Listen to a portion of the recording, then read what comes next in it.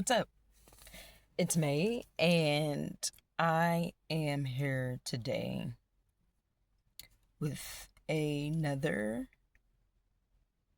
full moon vibe session check in. This one is special though, because this moon cycle marks the first full year of me consistently coming on here and chatting it up about the moon cycle. So, your girl's feeling a little bit proud of herself, and I'm feeling good. I'll probably link the first one to the first full moon in Gemini reading that I did last year. So, it's a full circle moment. So, I'm kind of in a reflective mode, but I'll save that. What are y'all up to? How's it been going for y'all? Not gonna lie, this full moon hasn't really been. I know it's a super moon, and it's the most super it's gonna be until a certain amount of time. I think it said 2042, if I've been reading the things correctly and remembering.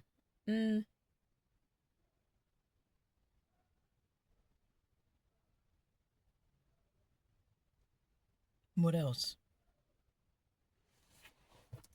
The weather is cold and gloomy where I am, but I ain't letting it stop me. And I feel like y'all shouldn't let it stop y'all either. But I don't feel like everybody's weather's the same, so.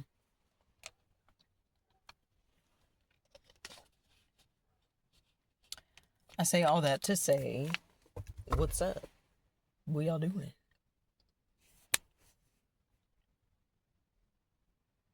Full moon in Gemini. Super moon. And according to the true professionals, the real profession, this is a real close super moon.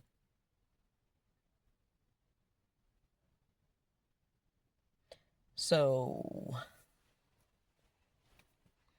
again, this is just, I can't say I know it's affected me because I've felt somber. I've felt like a sense of contentment, you know? Like, just a very nice, comfortable, it is what it is, and it ain't what it ain't, you know?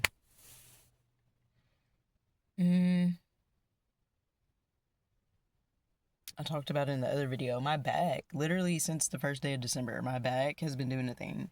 And more like my shoulder neck region. So I don't know. Maybe that's something. I've been floating around on other accounts and stuff that I follow, and people have been talking about their tummy issues, and digestion issues and things like that. And it's led me to want to speak out on something. Three Eye Atlas. Okay. So we have 3i, and then we have Atlas.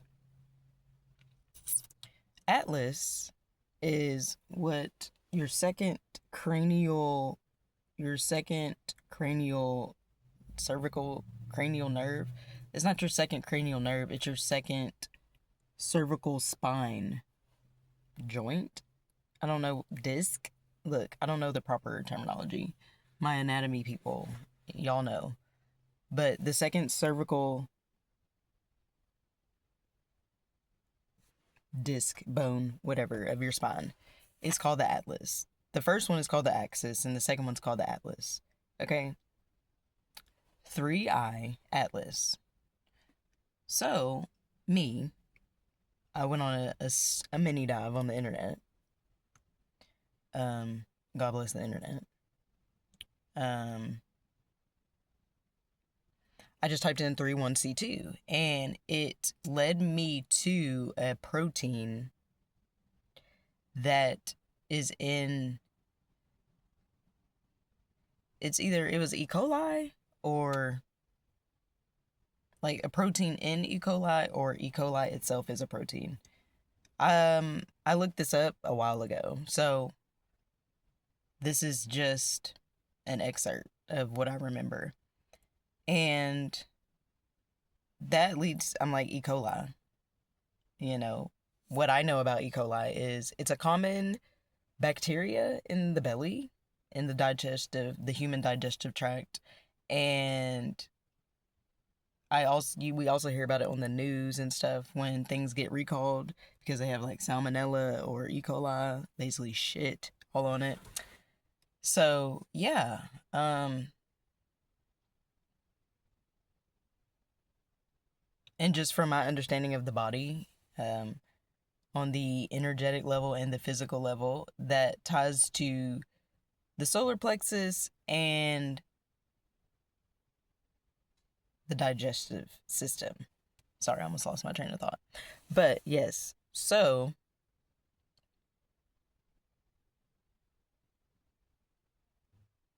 me, just from what I've heard about Three Eye Atlas, I want to make a more official video, but I was going to drop it in here. I'm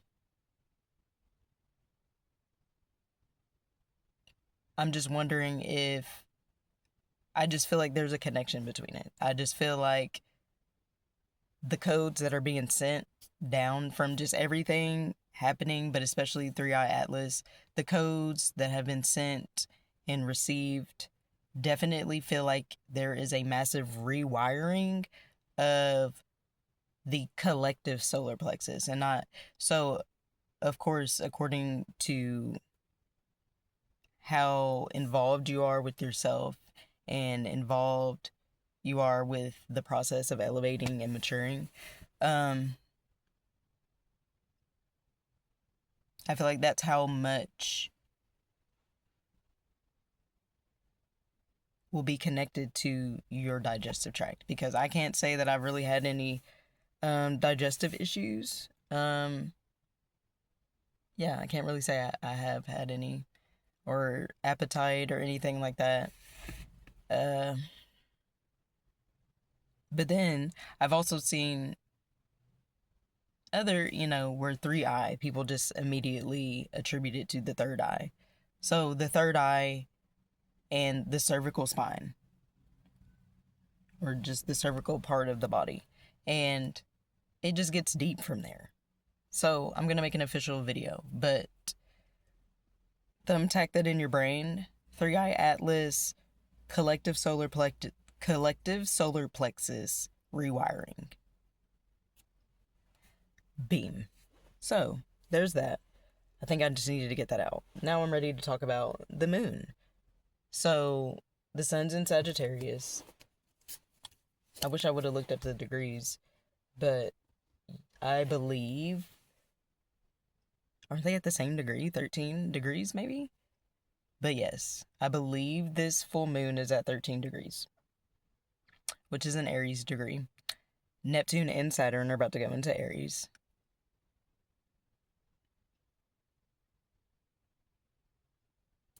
You guys, it sounded like a whole lot of... I'm gonna take my horse and ride till I ain't no more. I got the horses in the back. Shot of Kentucky, the thoroughbreds. Alright. I got my decks. We're gonna go about this however we go about it. Okay, let's at the bottom. Wow. The door is open. 919 on the clock. The door is open. Ooh, pretty. Pure intention can open doors in the universe and make the impossible possible. Believe deeply in goodness and watch the magic happen.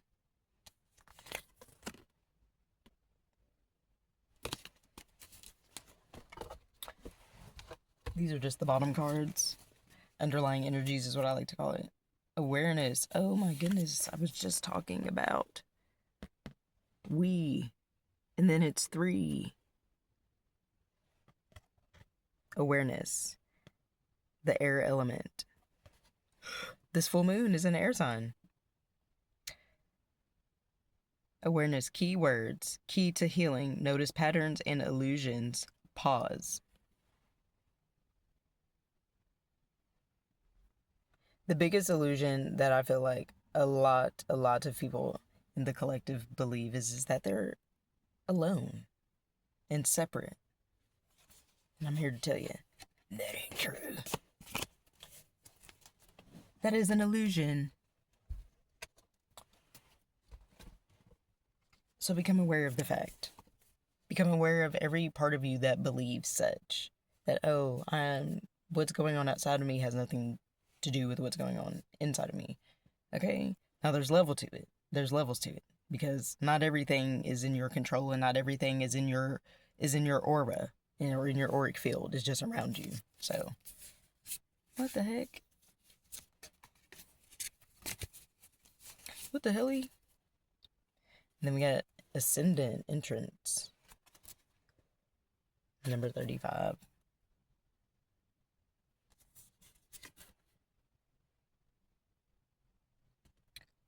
Ascendant. That is the point in the sky on the day you were born, on the when the sun's rising.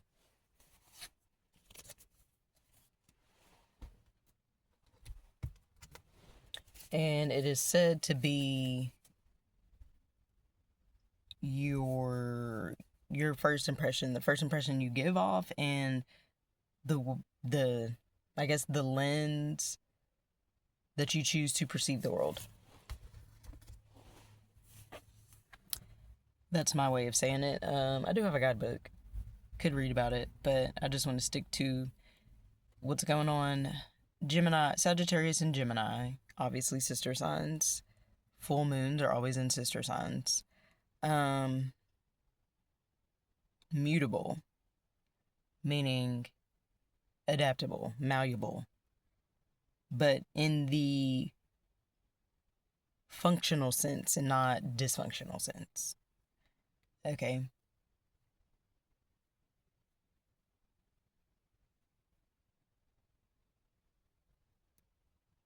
And full moons are culmination points. They are times of release, times of surrender, time of pausing to just be. Because it's the culmination, you reap what you sow. And this being the full moon in Gemini, this covers the whole cycle of from the new moon in Gemini. So Gemini season 2025 till now. It's a culmination of all that. It's not just the culmination from not just the new moon in Sagittarius to now the full moon in Gemini. It's the whole cycle. So a whole 6 months.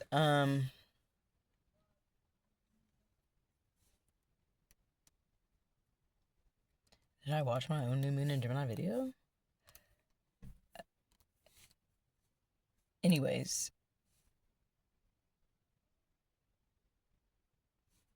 What do I feel like that has something to do with? I don't know. Let's see what the theme is for us collectively.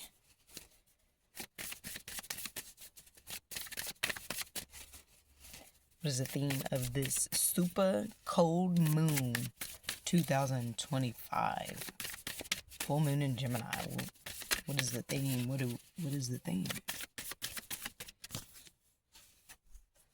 Palo Santo, Guardian, number 55. It's associated with the South Node and Pluto. The South Node is in Virgo currently.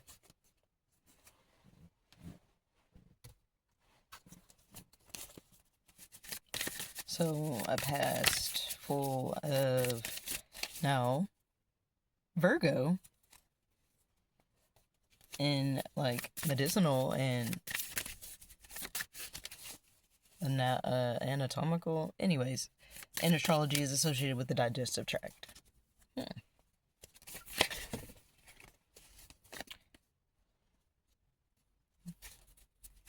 but I was also going to say Virgo, ruled by Mercury, very mercurial things, analytical,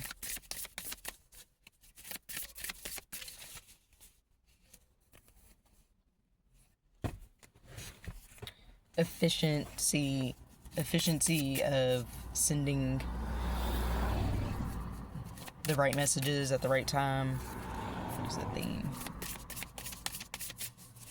So with that being the South Node is a point, a mathematical point that is calculated. And in astrology, it's associated with the past. So past lives, past skills, past debts, past just anything about the past.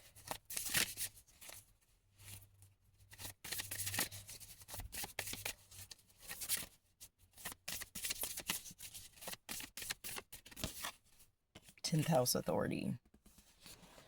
So we have a guardian authority, number 55, number 58. 55. Fives are associated with change.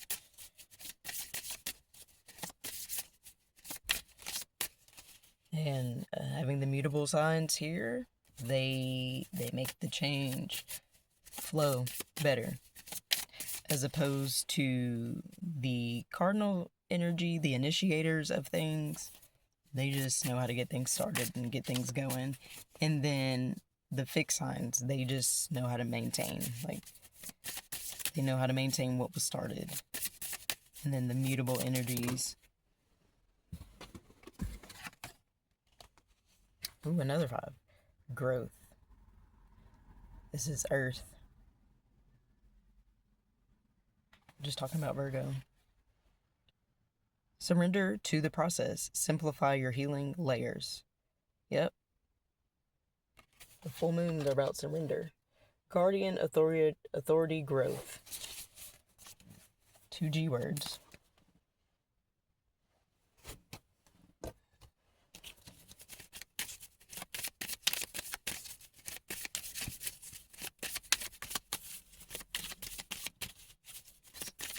What's the theme? One of a kind.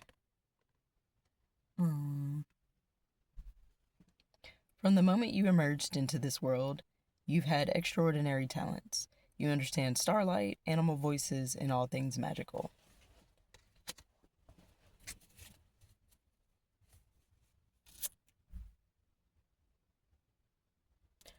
What I'm getting from this is the change that is being brought about has to do a lot with realizing that authority is not something that is on the outside. And whatever authority that is on the outside of you reflects either a conscious or unconscious part of the mental. And according to however much you've indulged in the work is how much growth you're going to see. And regardless if it's something huge or not, I'd say definitely think back to Gemini season 2025 and hell, probably Virgo season too. Look back at these times and see and just track where you have grown. Track the changes that have occurred within you.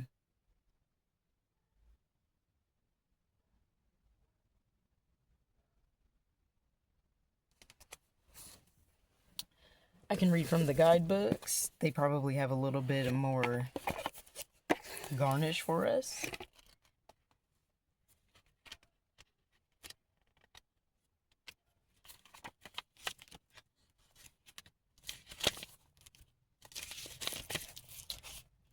If your chart were a village map, the 10th house would hold the courthouse, government seat, and the public face of your work. Here is the arena for your most public self, your relationship to authority figures, and your role as a leader. Action. You are being asked to step up and take on the next level of personal authority. It's hard to build something without a clear blueprint, so look at your definition of a strong leader and decide whether you need to amend it. Remember how you felt as a kid about your parents, the school principal, priests, police, and teachers, and observe whether they use their responsibility wisely and encourage you to develop yours, or whether you needed to rebel to be safe. Notice your relationship to the concept of divine authority and investigate if it was something to be feared, ignored, or expanded. Did it offer you safety and refuge? These patterns affect both how you react to outside authority and what you expect from yourself as parent, professional, or leader. Sort between the traits that worked and those not worth. And no, it wasn't an animal that did it. Anyways, deconstruct assumptions about authority that no longer serve you. Authority is no longer what other people carry, it is what you are developing within. Take responsibility for healing old wounds around empowerment and create new blueprints. If needed, tell off someone who abused their authority, either in person, in therapy, or in a letter you burn and release. Get the training and certification you need. Create a mental collage of good role models, people who lead in a way that empowers others. Create a clear picture of a competent, responsible, lovable, and empowering authority.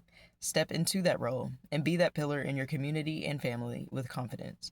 Challenge. A bully is a parody of true leadership. Be careful not to mistake power over other people as equal to empowerment within. Do you hear me? So yes, there's one thing, okay?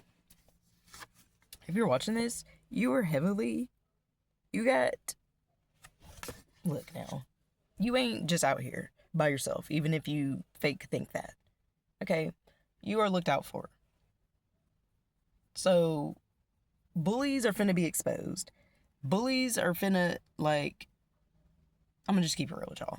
The bullies are not having a good time, regardless if they're stunting or not. And I promise you, every teeny tiny step towards inner self-empowerment you take is it just does so much to shift the dynamic of the collective world we share. And it shifts the energy of the collective solar plexus, because the solar plexus is the energy center of your power and your willpower, your motivation, and things like that. And it is considered the mental body.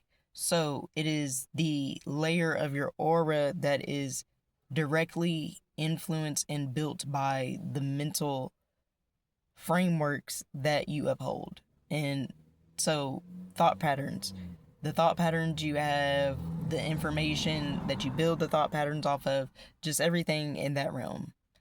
The solar plexus. Okay? And the solar logos from the sun. Okay? Again, the sun and the moon are our luminaries. Gift. Wherever you are in your evolution, it's time to take the next step up the mountain of leadership, empowerment, and accomplishment. Okay, y'all. So that's what's going on.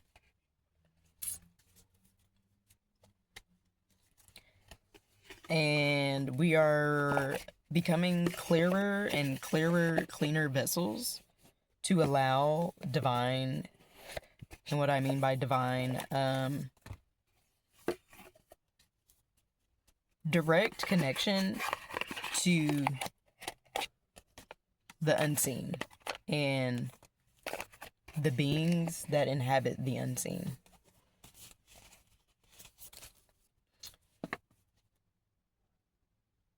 Integrated one. Self-acceptance, integrate lessons, grounded healing. Yes. Let's read about Palo Santo.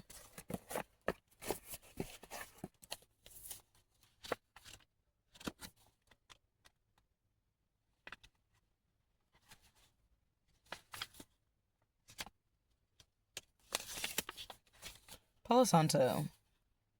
Bursera graveolens.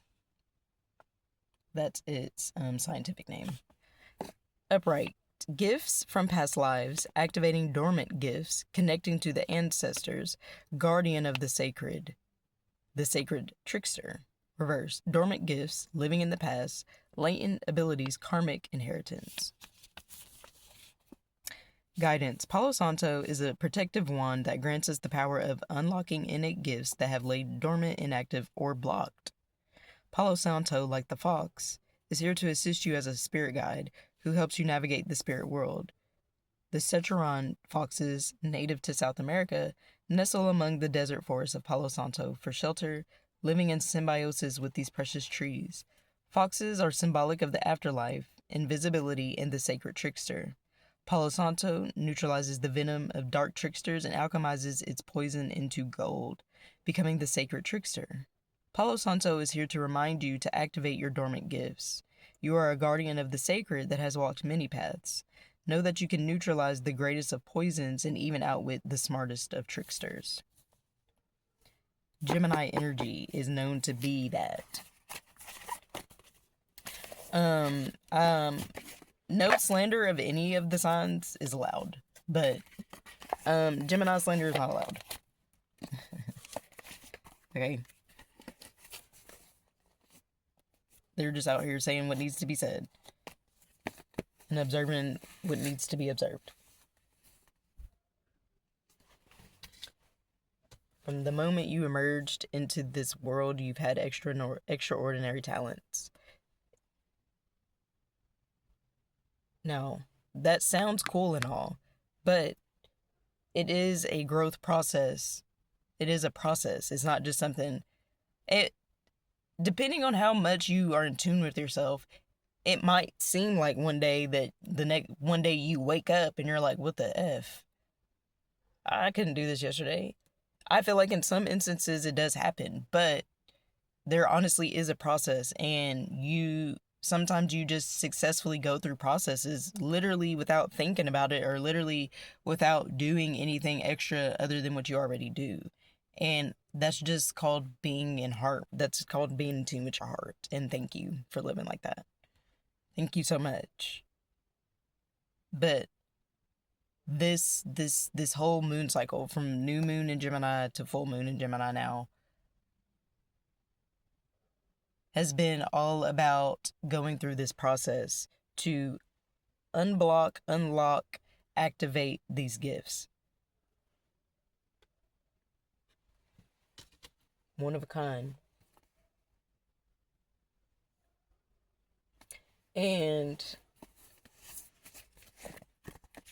I mean, it's part of my philosophy, I would say. We're all in this together. So not just us, the humans and the human bodies, but the animals, the plants, the water, the trees. Again, so that's why you can never say, like, no, we're not separated. We're not separate. We're all witnesses and participants in this current time-space continuum.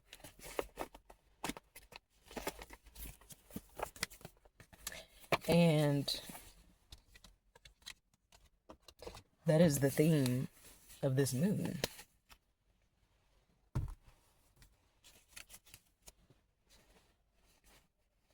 Activating soul gifts. Okay, so that requires you to be in tune with your soul.